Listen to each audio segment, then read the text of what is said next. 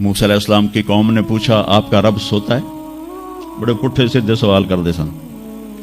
ابھی فرعون کو ڈوبتے دیکھا سامنے اور فرعون کے لشکر کو ڈوبتے دیکھا. ابھی ان کے پاؤں گیلے تھے. چند قدم چلے تو آگے ایک بستی میں ایک بت تھا جس کی بستی والے پوجا کر رہے تھے. تو کہنے لگے موسیٰ اجعل لنا الہا کما لہم آلہہ. قرآن کی آیت ہے موسیٰ ایک ایو جا خدا سانو بھی لے دے اسی میں متھا ٹیکیے. میں کہا فٹے منہ توڑا وہ ہونے تو تسی ویکھیا کہ کیوں رب نے تھوڑی مدد کیتی ہے تو ہن پتھر دا بت منگدے پے ہو میرے کولوں. تو عجیب و غریب سوال کرتے تھے. تو کہنے لگے رب سوتا ہے؟ موسیٰ علیہ السلام نے ان کو ڈانٹ دیا. اللہ تعالیٰ نے کہا نہیں ایسا کر رات کو نا 2 پیالے لے کے کھڑے ہو جا پانی کے. خیال کرنا یہ پیالے گرنے نہ پائیں. موسیٰ علیہ السلام بڑے طاقتور ہستی تھے. وہ پیالے لے کے کھڑے ہو گئے. کھڑے کھڑے کھڑے کھڑے اونگ آنے لگی. ایک جھٹکا لگا سنبھال لیا, دوسرا لگا سنبھال لیا, تیسرا جھٹکا لگا تو پیالے گر گئے, ٹوٹ گئے, پانی بہ گیا. کہ موسیٰ سمجھانے کے لیے تھا اگر تیرا رب بھی سو جائے تو یہ زمین آسمان کے پیالے ایسے ہی ٹوٹ کے بکھر جائیں گے. لا تأخذہ سنۃ ولا نوم, لا تأخذہ سنۃ ولا نوم. نہ وہ سوتا ہے, نہ وہ اونگتا ہے, نہ وہ کھاتا ہے, نہ وہ پیتا ہے, نہ وہ روتا ہے, نہ وہ حاجت مند ہے, نہ اس کی کوئی عمر گزرتی ہے. وہ ہر قسم کے رنگ و روپ سے پاک ہے, ہر قسم کے زمان و مکان سے پاک ہے, ہر قسم کی حاجات سے پاک ہے. سب کو دیتا ہے لینے سے پاک ہے, سب کو کھلاتا ہے کھانے سے پاک ہے, سب کو مارتا ہے مرنے سے پاک ہے, سب کو سلاتا ہے سونے سے پاک ہے. سب پر حاوی ہے کوئی اس پر حاوی نہیں, سب کے اوپر چھایا ہوا ہے کوئی اس پہ چھایا ہوا نہیں. یہ ہمارے اوپر ہمارے نبی کا احسان ہے کہ انہوں نے بتایا کہ اس کائنات کا بنانے والا ایک اللہ ہے, ایک صمد احد لم یلد ولم یولد ولم یکن لہ کفوا احد. الحمد للہ الذی بعث فی الأمیین رسولا منہم یتلو علیہم آیاتہ ویزکیہم. عزیز طلبہ و طالبات,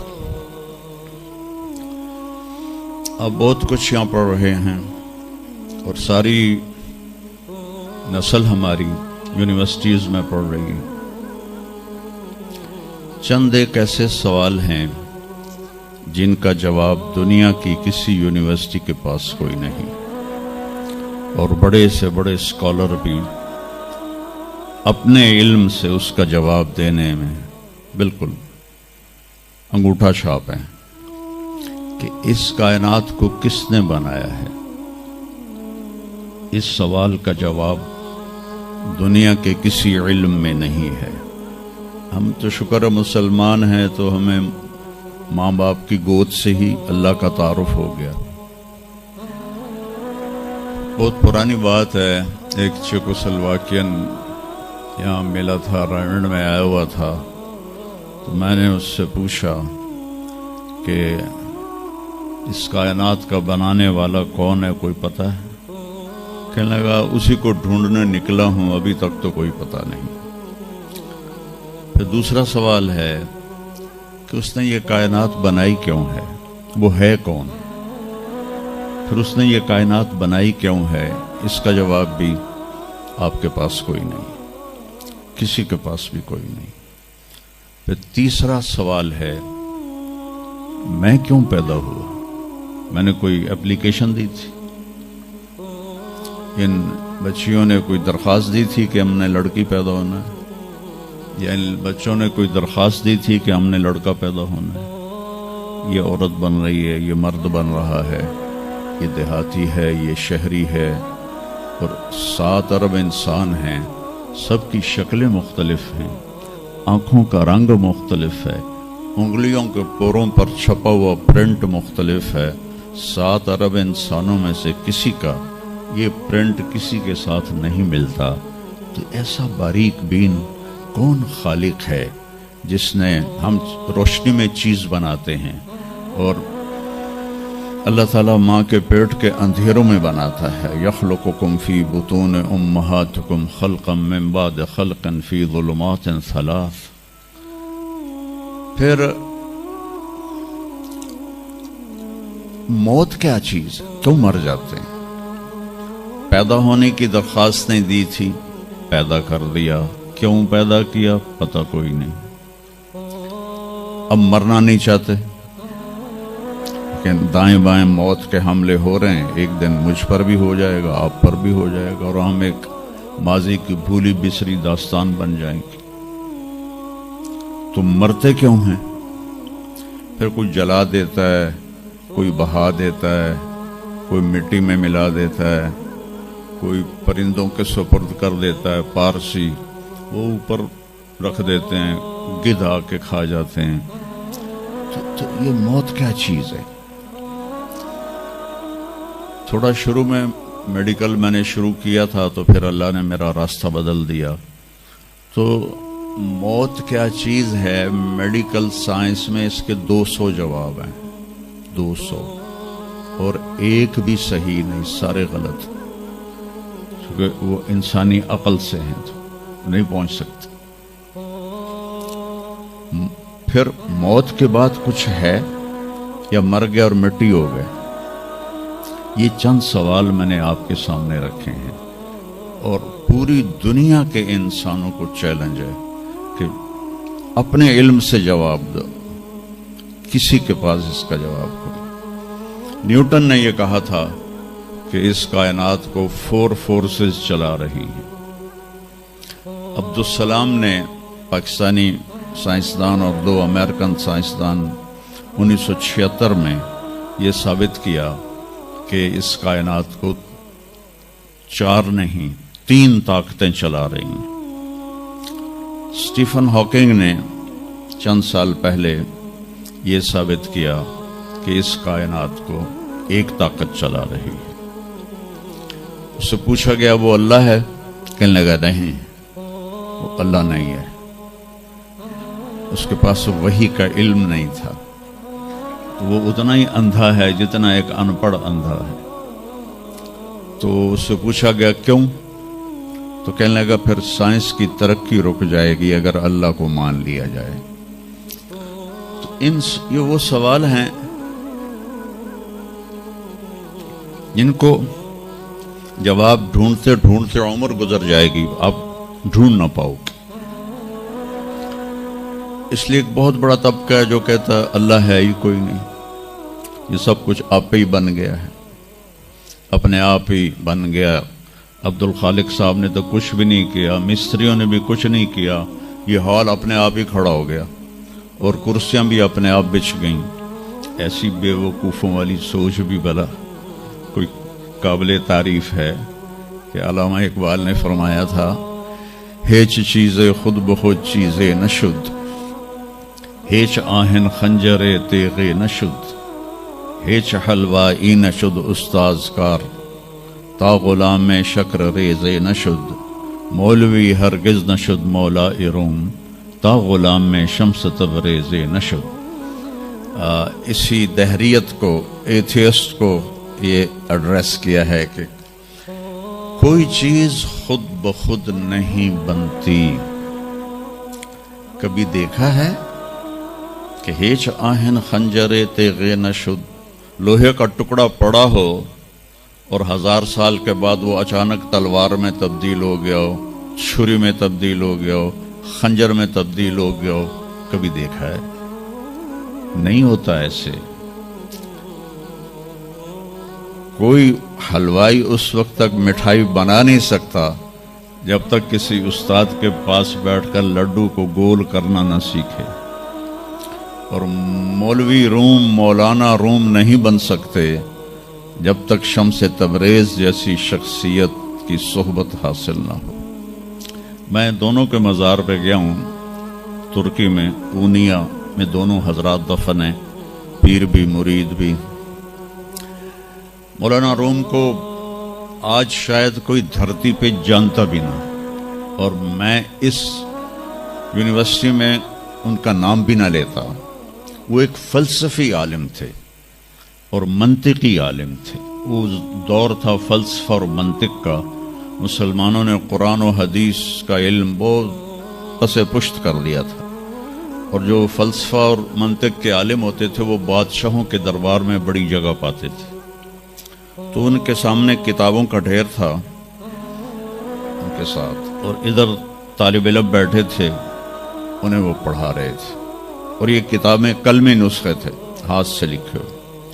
تو شمس تبریز رحمہ اللہ مسجد میں داخل ہوئے ننگے پاؤں، اور سفر کے آثار پگڑی پر بھی، کپڑے پر بھی۔ تو وہ بڑی سادگی سے پوچھتے ہیں کہ مولانا این چیز تھا، یہ کیا ہے؟ وہ کتابوں کا ڈھیر۔ تو نے اس کو یوں دیکھا تو کہا یہ تو ان پڑھ جائے چٹا انہوں میں کی جواب دے وہاں۔ کہنے لگے این است کہ تو نمی دانی، میرے پیارے یہ وہ ہے جو تو نہیں جانتا۔ تو ایک دم آگے بڑھے، کتابوں کو یوں دھکا دیا، ساتھ ہی تالاب تھا، ساری کتابیں تالاب میں چلی گئی۔ اب نیا پرنٹ نکالنا آج کل تو کوئی مشکل نہیں ہے، کوئی پریشانی کی بات نہیں ہے، نیا پرنٹ مل جائے گا۔ جس نے ہاتھ سے سینکڑوں کتابیں لکھی ان کو تیرا بیڑا غرق، وہ ان پڑھ بندیا تو میری حیاتی برباد کر دیتی، نہ مراد ہوڑا میں دوبارہ کتوں لکھ کے لے گا۔ وہ مسکرائے، حوض میں چھلانگ لگائی، اور ایک ایک کر کے ہر کتاب خشک ان کے سامنے رکھتے گئے، خشک، اس سے مٹی نکل رہی، سامنے رکھتے گئے رکھتے گئے رکھتے گئے، پورا ان کا جو ان کی لائبریری تھی وہ پانی سے خشک نکال کر ان کے سامنے رکھ دی۔ ہوں ملا جی دی واری آ گئی، کہنے لگے این چیز تھا، وہ یہ کیا ہے؟ این چیز وہ یہ کیا ہے؟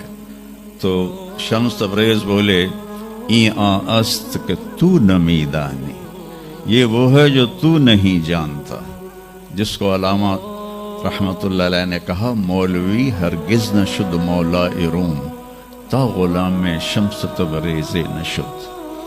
یہ ہمارے ملتان والے شمس تبریز نہیں ہیں، یہ شمس سبز واری ہیں۔ شمس تبریز تو وہ قونیہ میں ہے، دونوں کے مزار قریب قریب ہیں، ساتھ ساتھ ہیں۔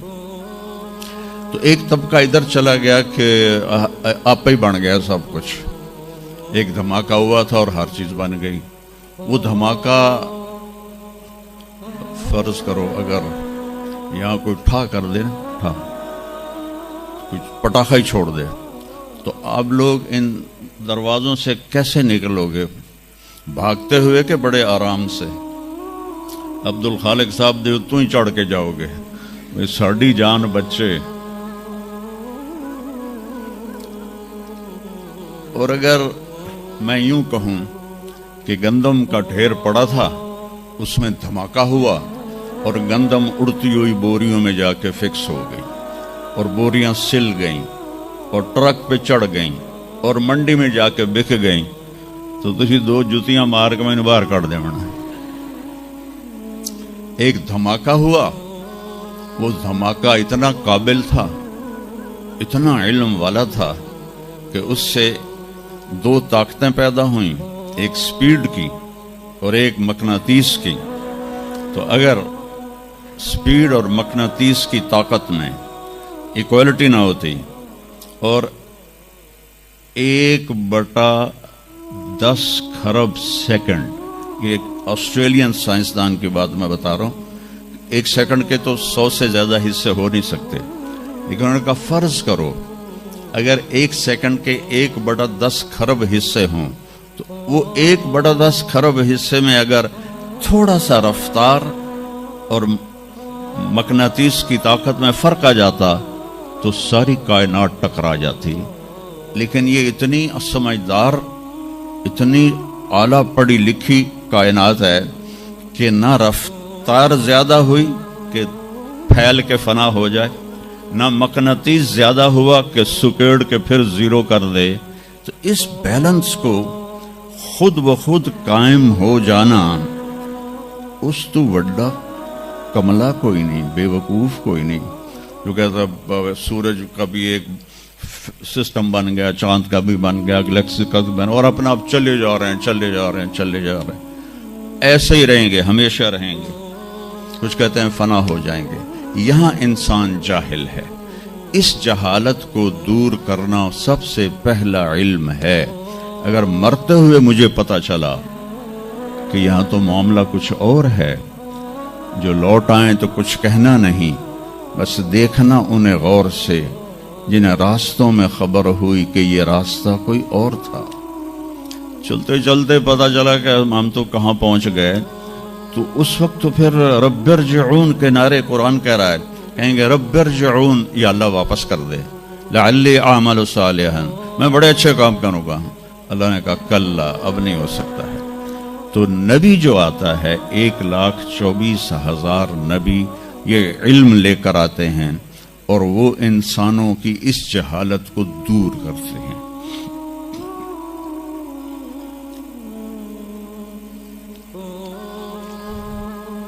سب سے آخر میں اللہ تعالیٰ نے جناب رسول اللہ صلی اللہ تعالی علیہ وسلم کو پیدا کیا۔ ان کی زندگی کو قیامت تک کے لیے نمونہ بنانا تھا، قیامت تک کے لیے وہ نبی بن کے آئے ہیں۔ لکل قوم ہاد، ہر قوم میں نبی آتے تھے، لیکن ہمارے نبی کے بارے میں اللہ نے کہا وما ارسلناک الا کافۃ للناس بشیرا ونذیرا، ہم نے آپ کو پوری دنیا کے انسانوں کے لیے بھیجا ہے۔ تو اس کے لیے ضروری تھا کہ آپ کی زندگی کی ہر چیز کھلی کتاب کی طرح آج بھی ہمارے سامنے موجود ہو۔ اگر میں آپ کے طریقے پر چلنا چاہوں تو میرے پاس مواد موجود ہو، تو یہ واحد نبی ہیں جن کی ہر چیز اللہ تعالیٰ نے محفوظ کی۔ کسی نبی کی پوری زندگی محفوظ نہیں ہے، کسی نبی کی، آدم علیہ السلام سے لے کر عیسیٰ علیہ السلام تک کسی نبی کی مکمل زندگی موجود نہیں ہے۔ اور ہمارے نبی کی زندگی پیدائش سے لے کر آنکھ بند ہونے تک ایک ایک پل کی زندگی آپ کی ہمارے پاس موجود ہے۔ میں نے ایک آیت پڑھی تھی لقد جاءکم رسول من انفسکم، میں موریتانیہ گیا، وہاں پڑھتے ہیں لقد جاءکم رسول من انفسکم۔ موریتانیہ ویسے تو افریقہ میں ہے لیکن عرب ملک ہے، وہاں سارے یمنی عرب رہتے ہیں سارے، اور پورے موریتانیہ میں آپ حیران ہوں گے ایک بھی بے نمازی نہیں، پورے موریتانیہ میں ایک لڑکا لڑکی مرد عورت بے نمازی نہیں۔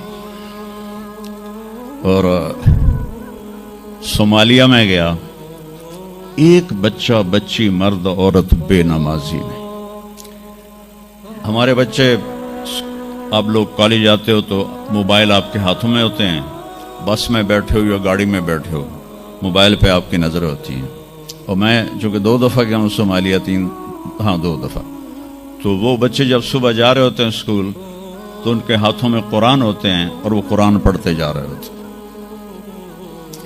کوئی میچ ہی نہیں ہے، ایسی خوبصورت زندگی ان کی۔ تو آدم سے عیسیٰ علیہ السلام تک کسی نبی کی مکمل 25 نبیوں کے نام قرآن میں ہیں، 25 آئے تو 1,24,000 ہیں۔ 1,24,000 میں 5 نبی سب سے بڑے ہیں، نوح علیہ السلام، ابراہیم علیہ السلام، موسیٰ علیہ السلام، عیسیٰ علیہ السلام اور محمد علیہ السلام۔